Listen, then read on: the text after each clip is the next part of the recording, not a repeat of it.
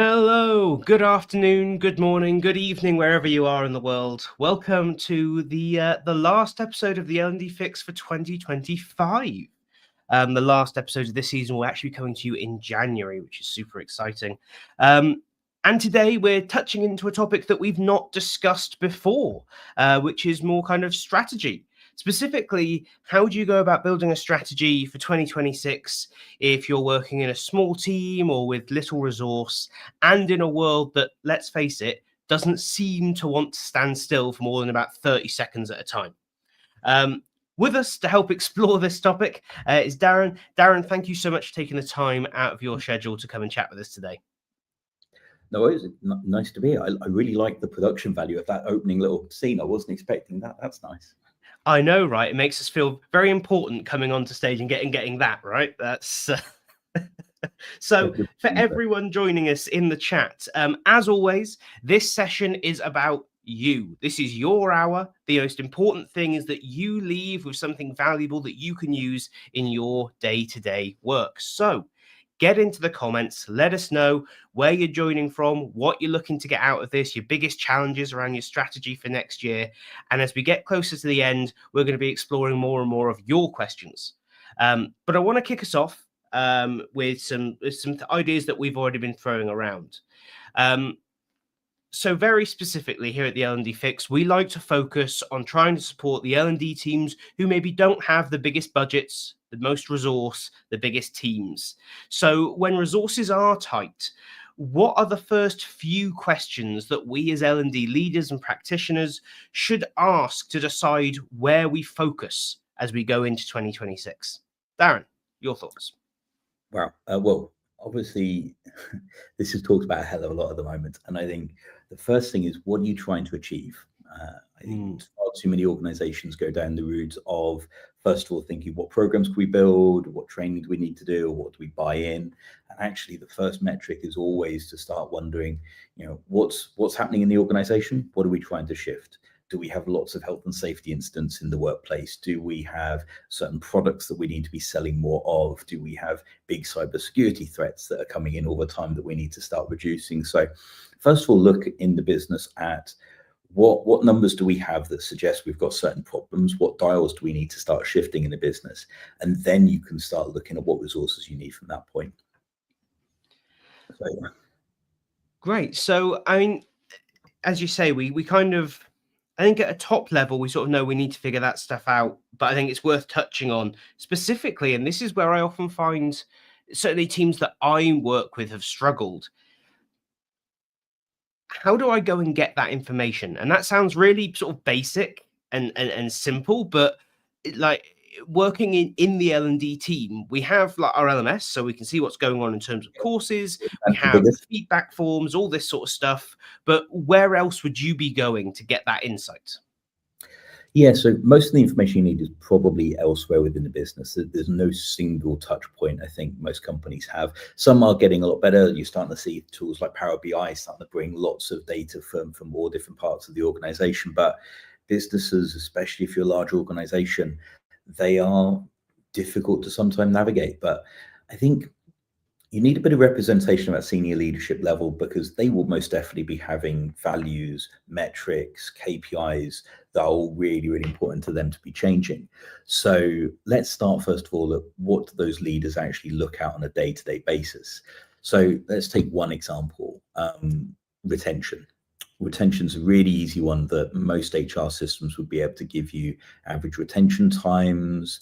They'll be able to break that down into certain age demographics, genders, and all sorts of, cut the data whichever way you want. If you are looking at your data and seeing that there is a massive problem in retention, then you need to start looking into the details with that.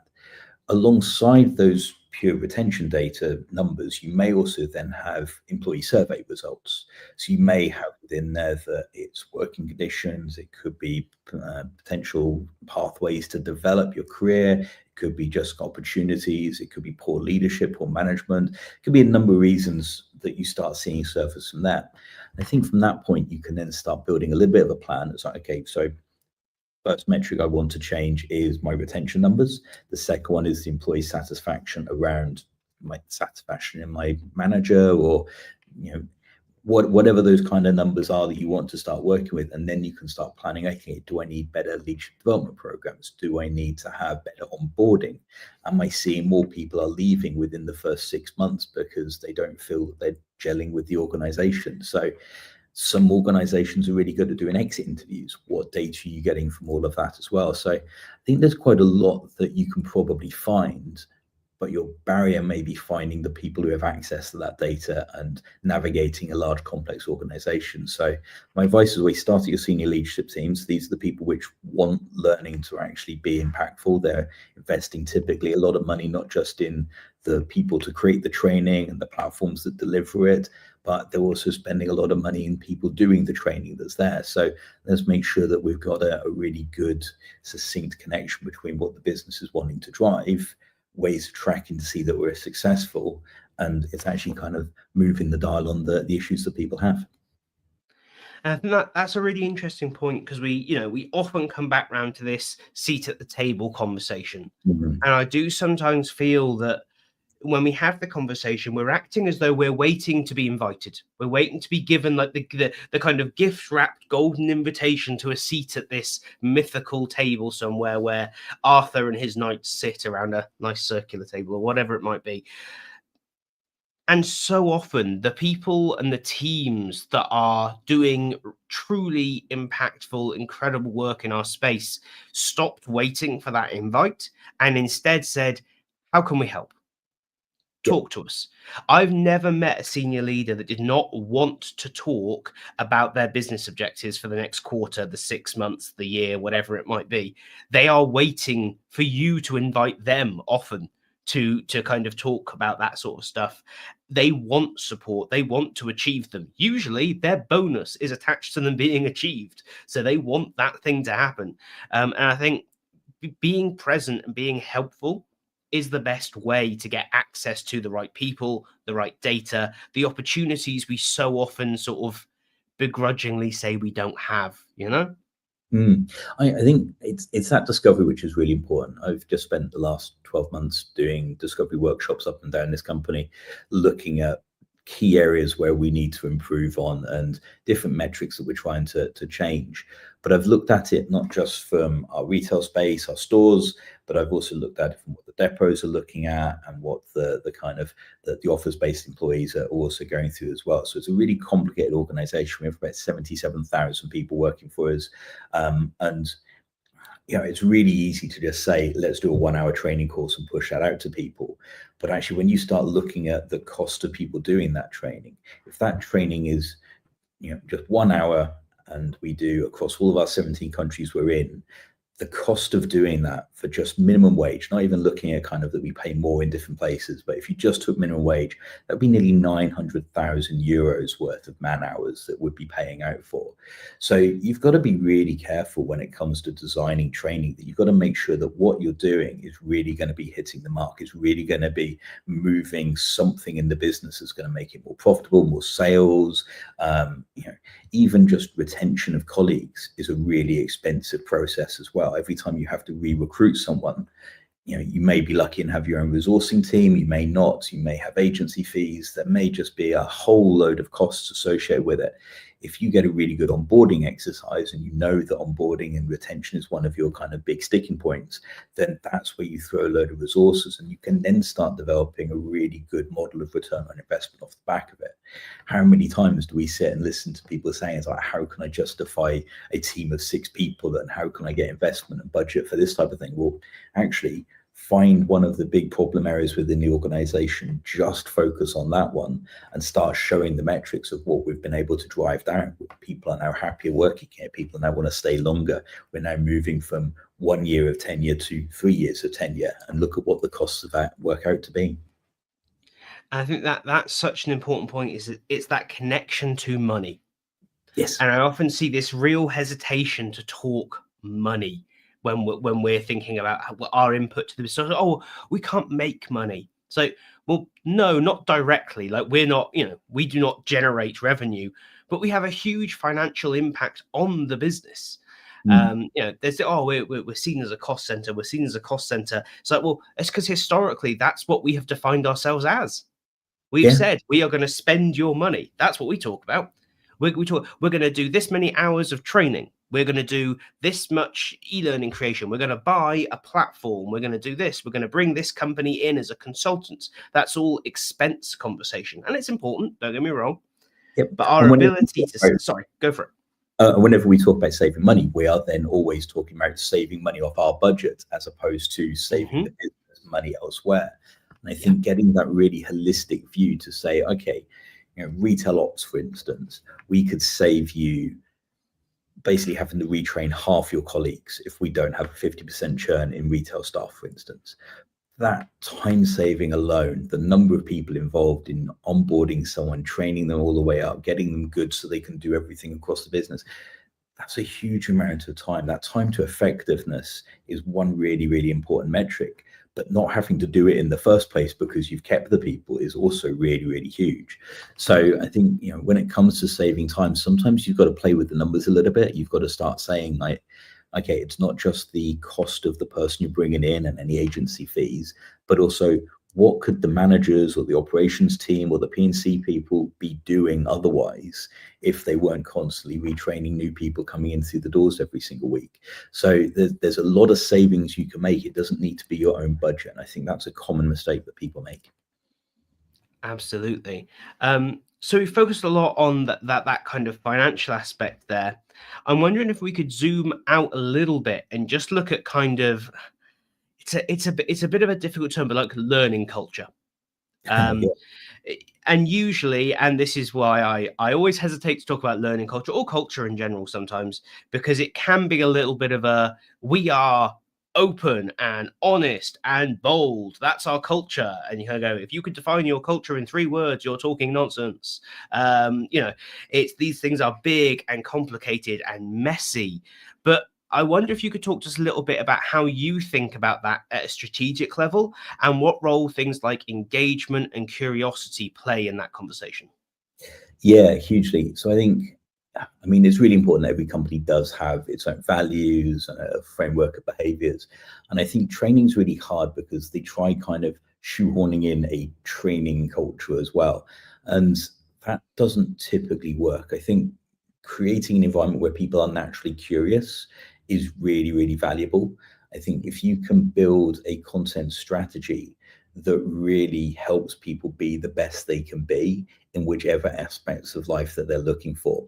So there's one really great example. We had just a really simple first aid training course that we needed a lot of people to go on to. In our warehouses, we can have 400 or 500 people working there quite easily. You need to have X number of first aiders. And when it comes to marketing that content, that training course to people, it's really hard because people don't want to necessarily always take on those extra responsibilities. They think it's something that is just the company that wants. Whereas actually, if you reframe that conversation, and we did exactly this, we switched it from saying that the first aider course, don't worry about kind of what happens in the workplace. Don't worry that it could be to help someone that's ill, one of your colleagues. Actually think about it from a personal point of view. Think about it from one of your kids has got an illness. They're choking on something. They've just cut themselves. You now have the basic first aid experience to be able to resolve their problem. We'll pay for it. You go on the course. We, as a result, get what we need to have X number of first aiders. But you now have a real long-lasting skill that you can apply to everything outside the workplace. Think of that from your content strategy. If you want to start getting people to really engage, engagement is not building a course and putting lots of things you've got to click on and quizzes and all of that. That's not engagement. That's just what an authoring tool has designed and has kind of sucked people into. Real engagement is content that people want to do and that people want to keep coming back to. Some extent there's a fear of missing out, but actually a lot of the time it's where they have this personal connection with the content that's there. Yes, of course, we have to do all the mandatory training. We have to do health and safety. We have to do cybersecurity and all this stuff.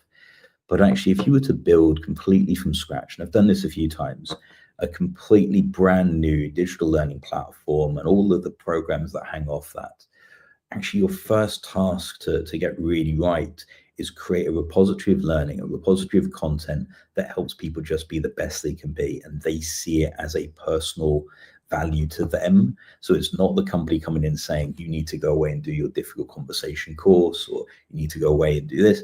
Actually having really good conversations with people so they can think, okay, I want to become this level in the future. I want to be this manager. I want to be this data analyst, or whatever what happens to be. Having the repository of content there that people can just go to then learn what they need to do at the point that they need to know it, to be able to start stepping themselves forward. I was at a seminar many, many years ago where someone from BP, I'll reference them, I can't remember their name sadly, but they talked about there's 3 kind of key points when people learn the best. And at that point, they're almost like a dry sponge looking to absorb as much as possible. And they were saying it's when someone starts a job for the very first time, when someone's trying to complete a task, and when someone is looking at moving on to the next stage in their career. Now, none of those things are really things that you can really force on someone. I think to some extent your onboarding bit is the bit when they first come into the organization, but that should be about really warming them up to, this is the area, this is the destination spot for all of your learning needs. Yes, the compliance stuff is in there, but actually have thousands of extra titles there of everything they could want, from project management to people skills to just building relationships, whatever it happens to be. Make sure you've got that content there. And off the back of that, you can then start building that culture of being curious to learn and having kind of an ecosystem where people want to learn and will know to go to that place to find the stuff they need to know. That's probably the most important thing. So if you're starting completely from scratch, or if you were doing a whole comms plan for the new year, obviously we've got January coming up, so New Year's resolution territory. It's a really nice time to start advertising, be curious to learn what things you're going to try and find out. Allocate yourself 10 minutes every single week to learn something new. Those types of campaigns are really powerful, especially at this time of year. So let's go down the route of that and see if you can start getting people to engage with your platform just off the content that's there, that's really interesting, really useful to people. I think there's quite an interesting element to that where, we are seeing, broadly speaking, shorter tenure in role. Yes. So if collectively that continues, that means we are all going to get more of each other's trainees, more of each other's ex-employees as time moves on. So Yeah. I'm starting to get this sense of the fact of actually we're future-proofing ourselves by ensuring the workforce collectively is as well-trained, as curious, as empowered as possible, because these people will leave the business. They will leave sooner. Doesn't mean we can't still get lots of value from them, of course, and we will retain some people naturally, but this is just, market forces can't be ignored. But that also means they're going to come back around, and they're going to have picked up experiences in all these other organizations, and maybe they will bring them back to us if they remember it as a positive development driving experience. I think especially people entering those first jobs in the next 5 to 6 years, it's going to be a really significant factor in long term in terms of talent acquisition and sort of it coming back over time, I think. This is a really interesting space, I think. And yeah. I think companies, I know historically, have been really reluctant to hire people back. You often hear that companies have no hire policy or no rehire policy. And you kind of think, they're going away, they are going to be learning a lot of new cool things, and then they're going to want to be coming back potentially if they've had a really good experience. And I think sometimes we've got to recognize that we can't always give people the development opportunities they want, because those development opportunities aren't a training course. Those development opportunities are being able to do a secondment or to be able to step into that new role. If that role isn't there, if you're literally waiting for someone to exit the business one way or another, then you're going to be really struggling to kind of give people those opportunities. But that doesn't mean that they can't come back in 5 years' time and have an even more senior role than what's there because of the experience they've gained. And actually, I used to work for a company where we would buy clinical veterinary practices and we would build the business that way. So there would be people who would sometimes leave the organization, go work for an independent because they could do more stuff. And then that practice would then be bought by the big company again. So you'd find a lot of expansion in the headcount was coming back into the organization multiple times. I remember speaking to one lady and she was saying, it's like, I've worked for Medivet 3 times now. I've never once applied for it. And there's this constant kind of feeling of just being kind of hoovered up by big organizations. And she didn't mean anything by it, but it was just kind of one of these kind of weird scenarios that's always happened. And certain industries change, and that's how you expand organizations. But if you're not careful, a lot of your traditional learning programs are all geared around treating everyone that comes into your organization as if they don't know anything. I just lost the screen. So for instance, take health and safety. We will quite often go through loads of health and training onboarding training courses. Every year we'll ask people to do the same thing over and over again. What's really interesting in that is how many times have you done fire safety training where you've looked at what the fire extinguishers are doing, or you've done slips and trips? It's kind of the same in every organization. So why not build a training program that recognizes that people may already know this stuff, and just make sure you're doing a little assessment up front. You know, save the amount of time that people are repeating the same stuff over and over again. And actually, why not just go into a world where check to see if they've got the skills. If they don't already have those skills, then point them to the training. Most people test at the end as an arbitrary tool to say you've completed something. But why not just test at the front to see if they know it already, in which case don't bother with the training, for instance. Yeah, I think, and that kind of touches back onto that more sort of strategic level thing of flexibility, right? Yes.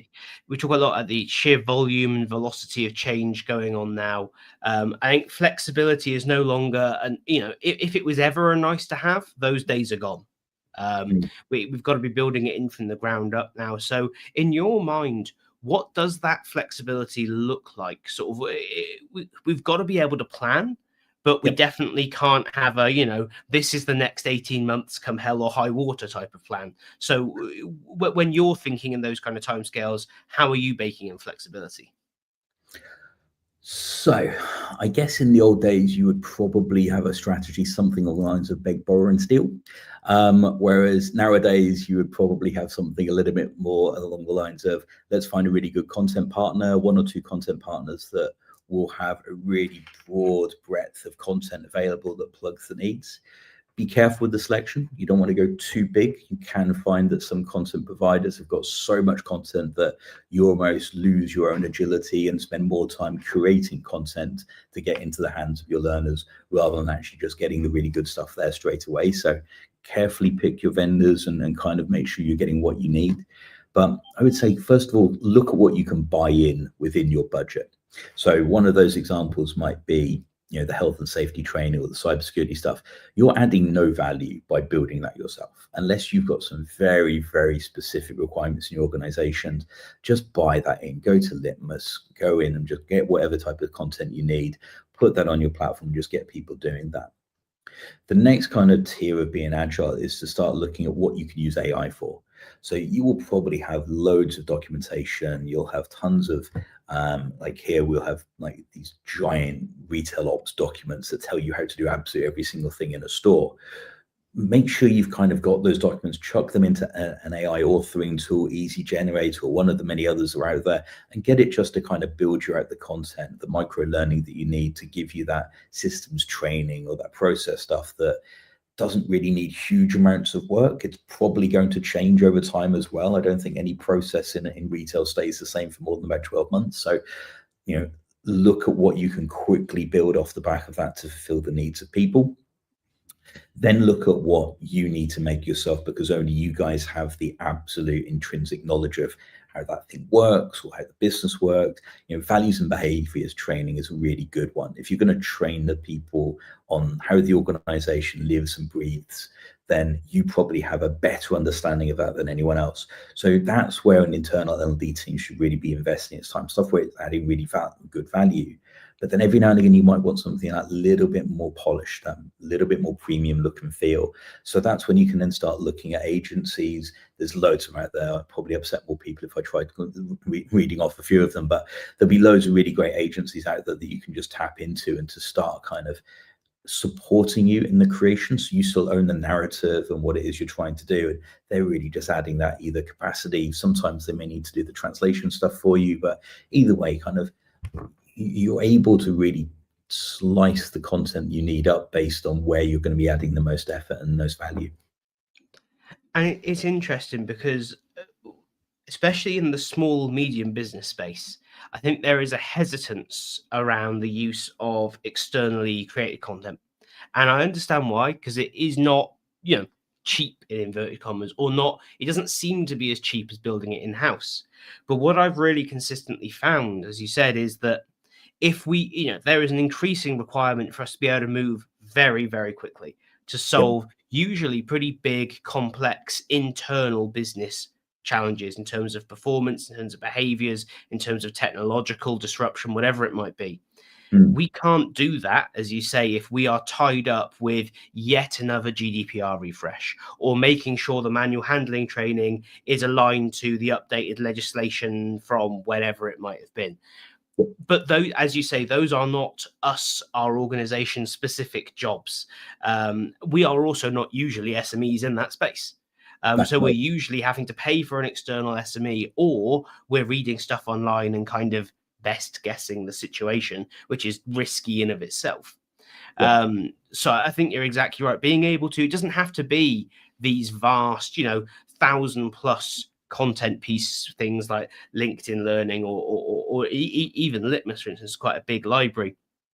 There are some wonderful, small, highly specific content providers out there now that speak, very deliberately in smaller packages to small and medium organizations to allow them that kind of agility, that flexibility, that you can scale that slowly over time based on budget and need and all this other thing, and then free up your, let's face it, usually 1, 2, 3, if you're lucky, L&D people in that team to focus on those, as you say, really critical in the moment employee needs that only you can serve internally. I think it's a really overlooked consideration, because it just seems out of reach, right, in those smaller organizations. But I think it is really worth considering.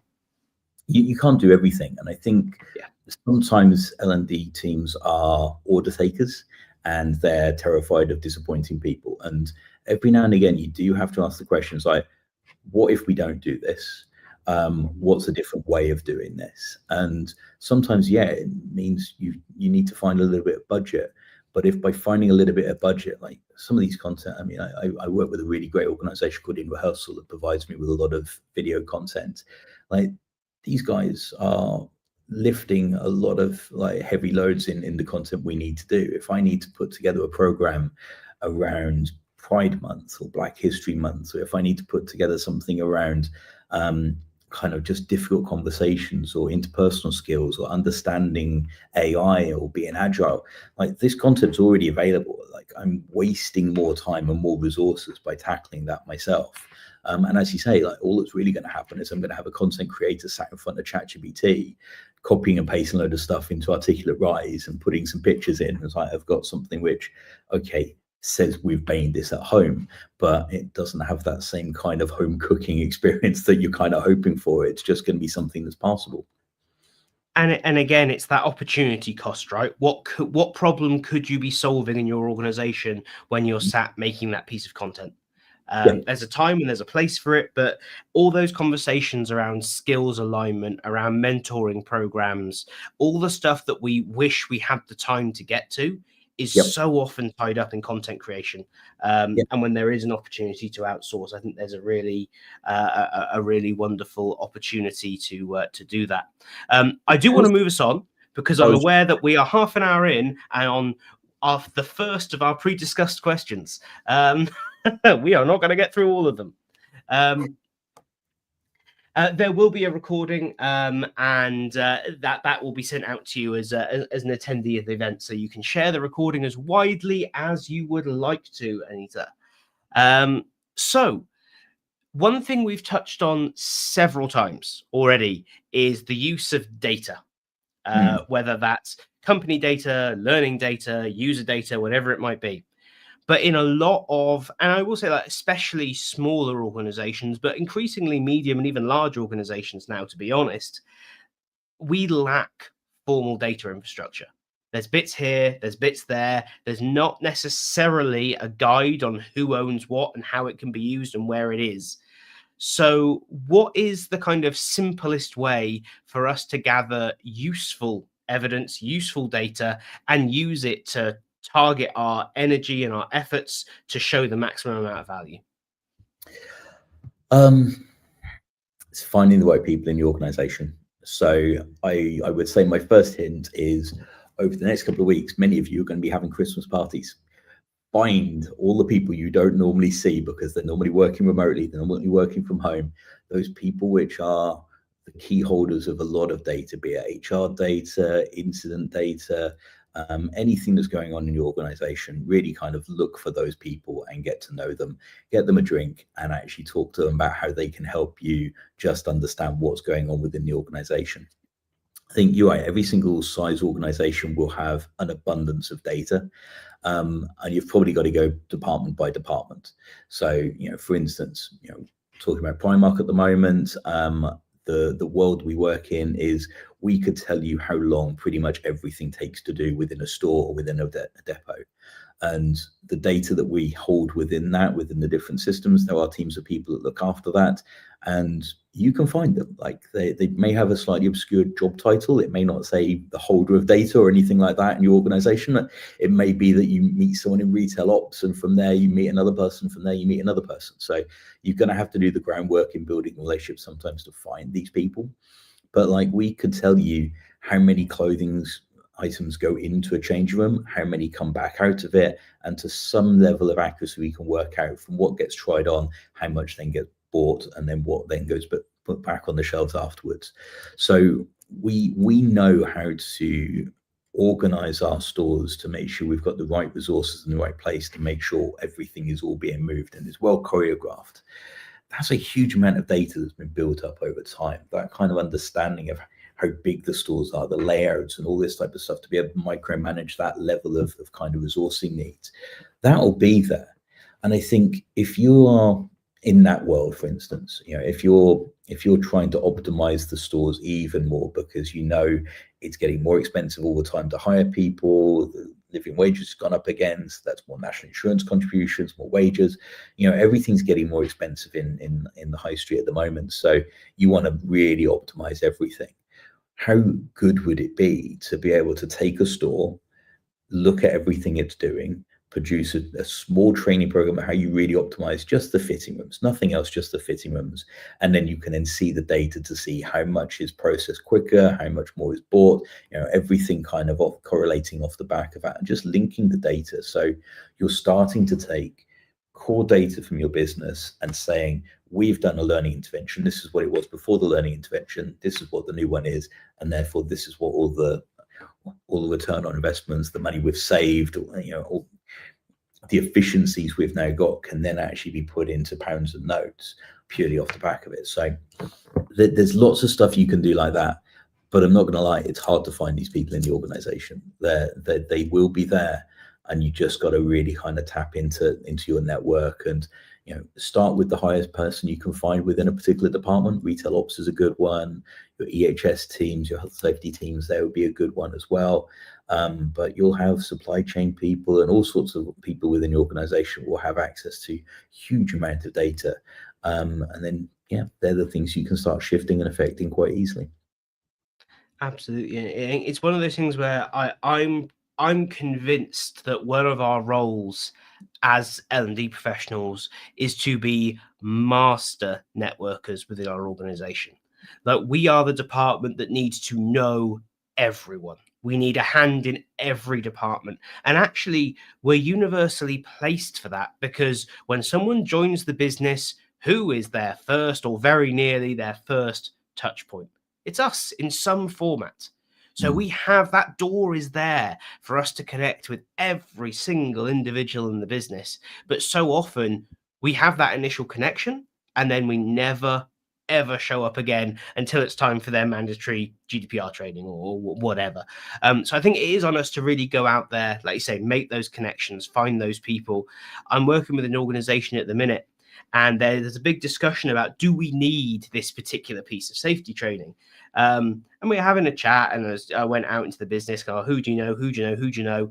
I ended up having a chat with this guy he's been a kind of mid-level safety officer in the business for quite a while. He's like, well, I mean, we've got 35 years of history of every accident that's happened in the company. It's like, sorry, what? So, oh yeah, every accident, we'd log the information for it, and it's all available here in this system. We digitized it like 6 months ago. It's like, no one else has mentioned it until this person is like, oh yeah, that's because I was the one who had to digitize it. I've been sat here typing it into the system for the last year. It's like, oh, okay.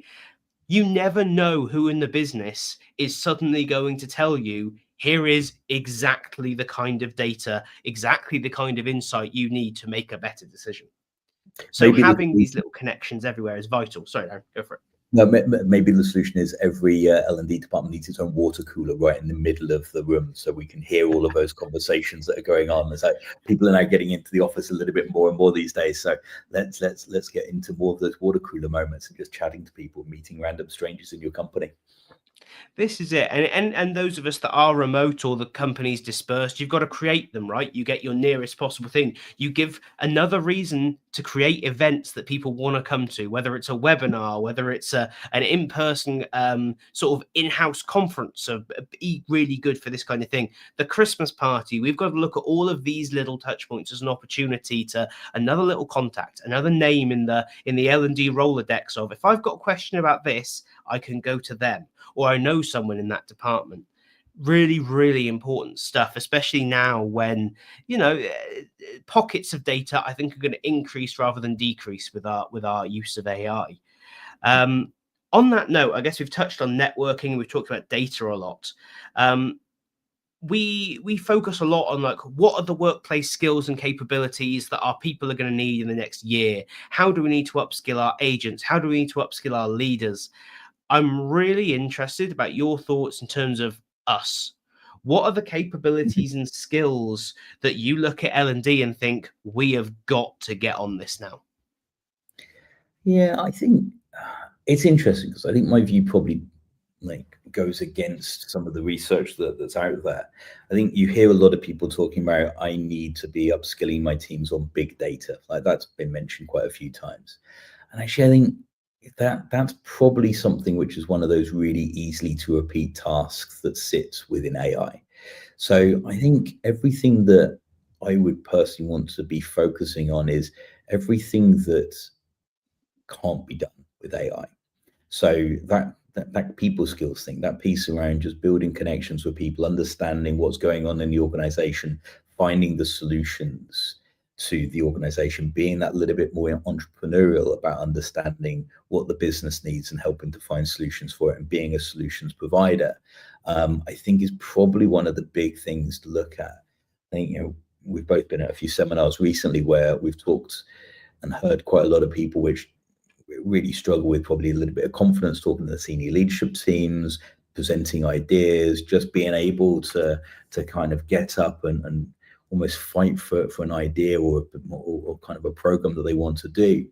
And I think that's probably going to get worse. The more we use different IT systems, the more we use AI, I think people's ability to put themselves forward for something and really kind of present and own something and get to know the organization. So I think more than ever, we probably need to be looking at the people elements to it, the really great leadership, the really great ways of getting people to just feel part of an organization and come together. So I think there's, especially at the moment, there's a lot of organizational design stuff happening out there. There's a lot of people being made redundant. There's a lot of kind of big transformations taking place. I think the bit that's left is always the people, no matter how the systems change and how everything else happens. So I think anything that helps people be the best they can be is probably the area I'd be focusing on the most. I think technical skills are probably easier learned than people give themselves credit for. I think, people worry about AI and how it's going to affect them all the time, but actually I've done so much prep and research recently just by using Copilot and ChatGPT, and then really interrogating what it's coming up with and asking it more questions to really understand something. So I think, as a research tool, most people are able to go onto those tools and just type some stuff in and see what comes back, and then just keep having a chat to it. I think there's next levels on that which are really interesting. So we've been doing some work here with HeyGen to be looking at how you can create talking avatars and literally just role play out certain scenarios. So we've done a whole piece around Recruit Are Amazing, which is a way of helping managers practice how they recruit people correctly, making sure they're not introducing unconscious bias or doing anything particularly kind of illegal in what they're asking. And actually that's been a really interesting tool just to, mock up an interview where someone is literally just following your lead in everything you're asking. And I think those types of tools are removing barriers to doing things, like the upskilling that you need to kind of use some of these really intelligent tools. It's not that hard now. A lot of the time it's more imagination than anything else. So I think it's that people stuff, that creativity stuff, the stuff that, as I said, there's not a technology solution for at this moment in time. That's where you're going to find the most valuable kind of development paths for people. Yeah, I think that there's a lot of good in that, because I think there's this sense that in every capability there's got to be AI. In every capability there's got to be this very kind of tech first focus on what the next year is going to look like. Yeah. And I think sometimes we confuse the fact with, yes, 2026 is going to have a lot of tech in it, but so did 25, 24, 23. Go right back to when we were going, oh, look, automated looms. There's been more and more technology. That's just the way it goes. Yeah. And I actually think at this point, I'm not going to say we don't need a strategic plan around AI. Of course you do. But that's probably not the very core of a good L&D strategy right now, because it's not ultimately going to be our decision. We are not going to be the holders of what AI comes into our business. We are going to be, maybe we'll have a voice. Maybe if we've done a really good job of advocating and networking and making those connections, we will be one of the voices around a table discussing what we as an organization would benefit from. But in certain ways, we are going to be the recipient of what the organization decides that we're going to utilize. Yeah. So it's probably not a big strategic consideration for us, but I think you're spot on. I think there is a lot of, let's say, the organizational specific stuff, knowing our business really freaking well. Like we used to do this all the time. And I sometimes wonder if this is something that, not that we've lost, but that is less of a thing now, which is when you join the business, you are probably going to be delivering training, like face-to-face, on the ground with people training, and you got to know the business, the people in it, the processes, the policies, the tools, all of it very, very well, because you were going to have to stand in a room and do this stuff with people. So you had to know how it all worked. And I think one of the things that is challenging now about increasingly distance working, digital content creation, all this sort of stuff, is there is a danger that we actually become quite distant, quite separated, quite siloed from the work that's being done, and us in the kind of head office-y, ringed off L&D tower. Yeah, exactly. There is a real danger of this. And I think getting back out into the business, and everyone used to do it, right? Go and spend a day as a line mechanic. Go and spend the day as a contact center agent. Go and work in a store for a day. Those experiences that I've had in organizations where I was in the L&D function and did that are invaluable, because you realize the working world around you is nothing like what you think it is. We have that here. That is one of the big things that, especially around Christmas time when it starts getting really busy in the stores, it's on people to go out and lend a hand and kind of spend a day in a store, even if it's just folding up some fabric garments. I don't even know what they are. They're all really, really important things to do. The discovery workshops I did to understand what the business needed and start building kind of a little bit of the vision as to what training could look like, both digital and offline. That was done by getting out to the stores. So I traveled to Poland and spoke to them there, where we head up a lot of the CE region. I've been out to the Netherlands and spoke to them there to understand what Belgium's doing. And I've also spoke to a lot of Germany, up and down the country, and going into stores in the UK and across Ireland as well. And it's really interesting, because if you sit in the head office, you will get the people just need to learn what they need to learn. they don't have time to do anything else. And then you go out to some of the stores and you listen to there are people that are doing masters and degrees that are stood behind a till that are looking for the next step to be able to go into kind of a proper organization doing kind of the office work and the data analytics and all the stuff that they want to do. All of the kind of core skills that organizations need could be on your shop floor already without you knowing about it. But if we don't kind of open the door and like let them see that there's lots of opportunities just to, one, learn a bit more about the different jobs we've got, but also then to give them not these strict kind of career pathways that takes you from A to B to C, but actually these wonky careers where people can come in as a sales assistant and then work their way through to a payroll assistant and work their way through. Primark is actually really good in the sense that it's trying to build lasting careers. But that doesn't mean that your career starts and stops on the shop floor. It can be going in any direction. There are stores I've been to that are so proud of that they have walls of people's photos of where they started and when they started and what they're doing now in head office. And that's the type of thing that's really something that, training's a big part of that. Being curious to learn is a big part of that. Being able to be that entrepreneurial person that kind of thinks is like, this is what I want to do next. So they're kind of key skills to encourage people to really start developing, because then they can kind of feed themselves, they can learn themselves, they can grow into the roles that they want to do for the future. And part of that is having a good bank of resources to be able to do that. Another part is about really encouraging people to take those opportunities when they're put there, and to never assume that people don't have time to learn. If people are really interested in something, they will go away and learn it. Ask them a simple question. Outside of work, what do you learn? How do you learn? Where do you go to learn how to do something you need to do? And most people will talk about YouTube, but there's loads of things like masterclasses and loads of great learning stuff that people subscribe to all the time. Some people even get it free with their bank account that they're able to then just kind of look at as well.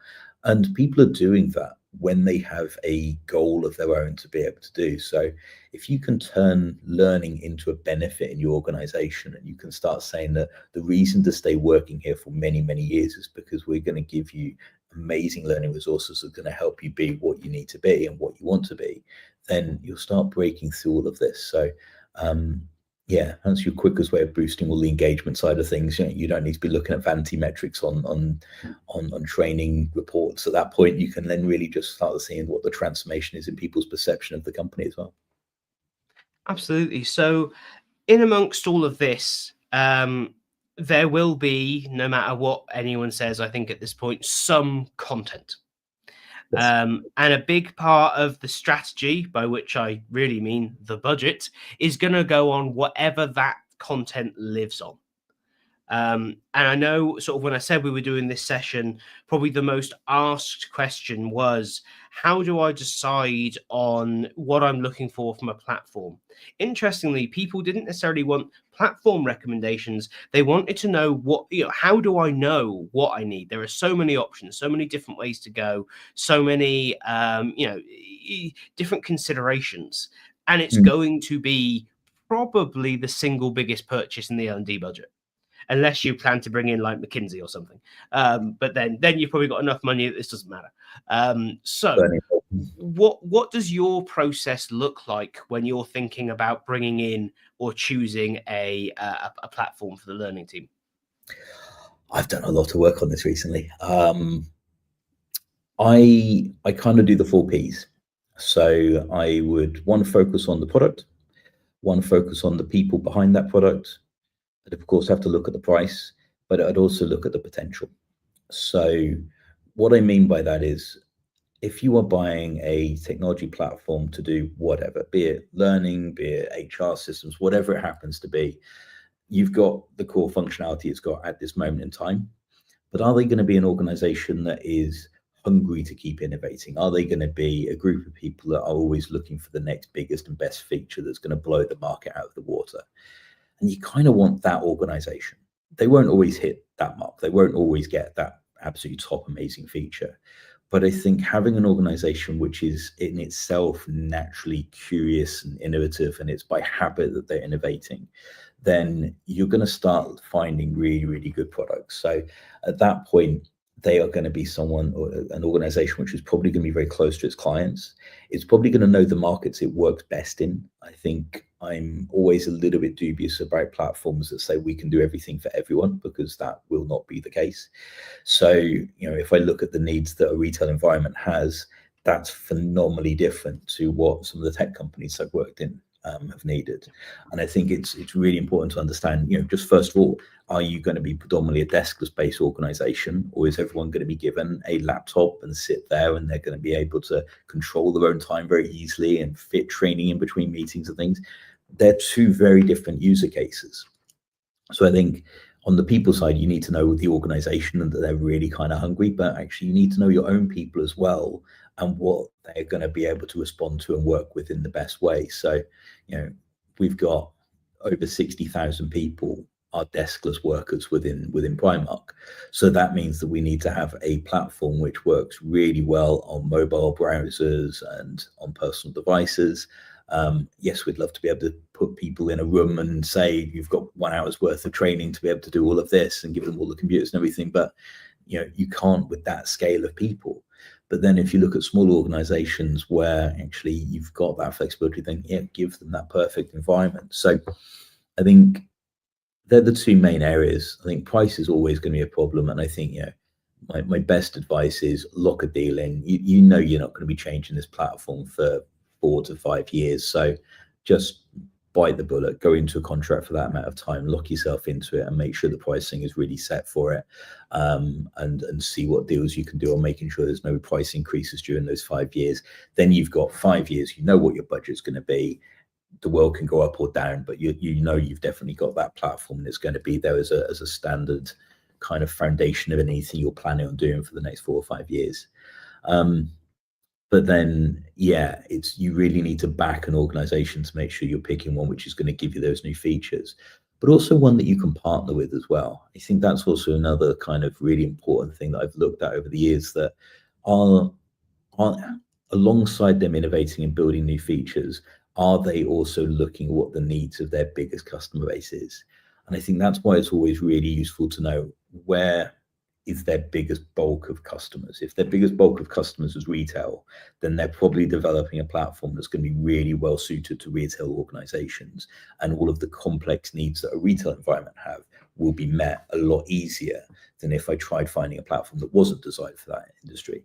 So I think, by all means, you can get platforms out there that will do a little bit of everything, and they will probably be a lot more cost effective and they're probably less sophisticated. But if you don't have complex IT teams, or you don't have lots of resources, actually there is also an argument that you might just want simplicity and out of the box working than anything kind of deep and complicated. So I guess that's quite a long, convoluted answer, but the idea is, really understand your needs and really understand the vendors that you're looking for, and really kind of build that partnership to really explore deeply what they can do for you beyond the initial sale.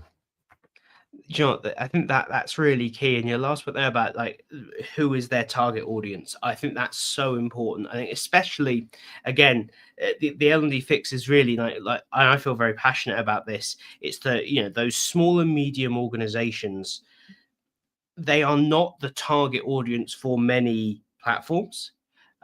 So it's about making sure you are going for one that is for you, for your scale, for your size, to address your issues, because it feels like, it's the same issues, just the scale is different. It's like, but it's not.